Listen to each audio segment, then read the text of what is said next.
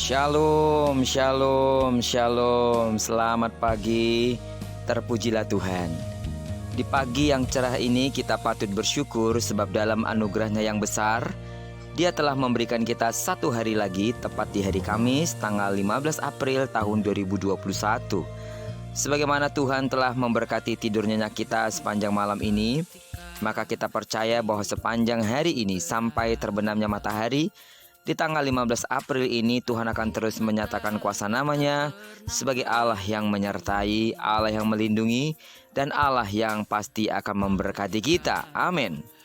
Saat ini sebelum kita lebih jauh melakukan aktivitas kita hari ini, mari kita sama-sama kembali meneduhkan hati kita untuk merenungkan firman Tuhan yang akan menjadi pedoman dan pelita hidup kita dalam menjalani hari ini secara khusus.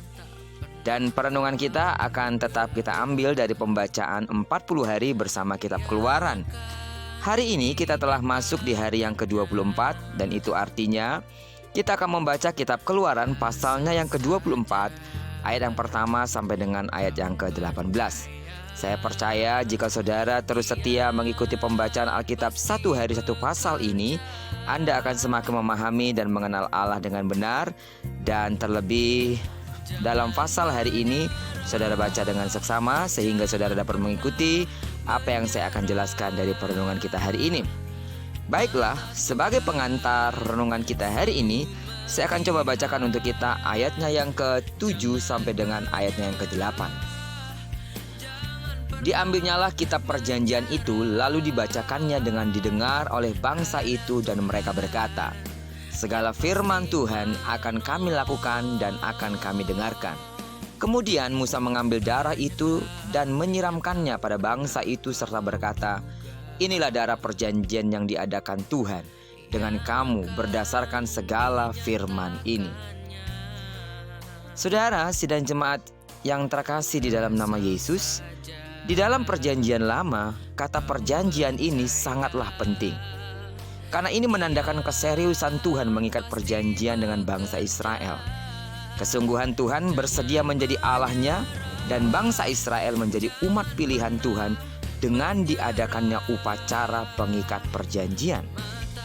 74 orang untuk mewakili 12 suku Israel di hadapan Allah, tetapi hanya Musa saja yang boleh mendekat. Umat Israel menghadap Tuhan selalu ada mezbah dan korban persembahan, yaitu korban bakaran dan korban keselamatan. Ada darah sebagai pengganti keselamatan, sebagai pernyataan sah ikatan perjanjian antara Allah dan umatnya. Tuhan selalu menunjukkan secara kasat mata kehadirannya atas keseriusannya dengan umatnya. Semua ini bertujuan agar umatnya memiliki pemahaman yang benar siapakah Tuhan Allah mereka. Dan Musa mewakili umat Israel untuk menerima tanda sah dalam ikatan perjanjian dengan Tuhan, berupa loh batu yang berisikan hukum dan perintah yang Tuhan Allah sendiri tuliskan. Keseriusan Tuhan dalam mengikat perjanjian ini dinyatakan lewat keseriusan dalam penulisan hukum dan perintah selama 6 hari dalam hadirat Allah Bapa, dan proses kebersamaan dengan Musa selama 40 hari 40 malam. Saudara, dari semuanya itu kita belajar bahwa nilai sebuah perjanjian itu besar di mata Tuhan. Tetapi seringkali kita berjanji berulang-ulang berjanji dengan Tuhan. Buktinya kadang-kadang hanya sebuah slogan saja. Mudah kita berkata, tak kunjung datang wujudnya. Apabila Tuhan demikian serius dengan perjanjian ini dari dulu hingga sekarang, pertanyaannya, bagaimana dengan perjanjian Anda, saya kepada Tuhan? Dari perenungan kita hari ini, kita kembali dikoreksi.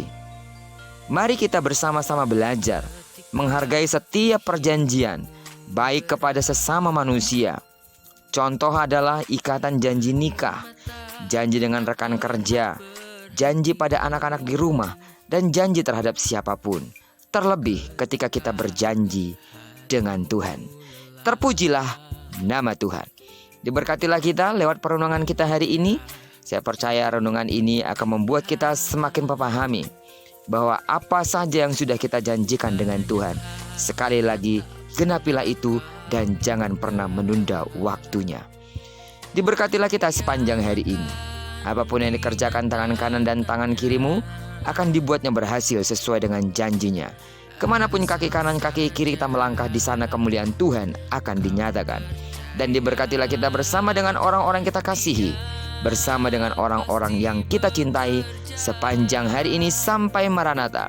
Kristus Yesus datang kali kedua menjemput kita yang percaya. Terpujilah nama Tuhan. Shalom.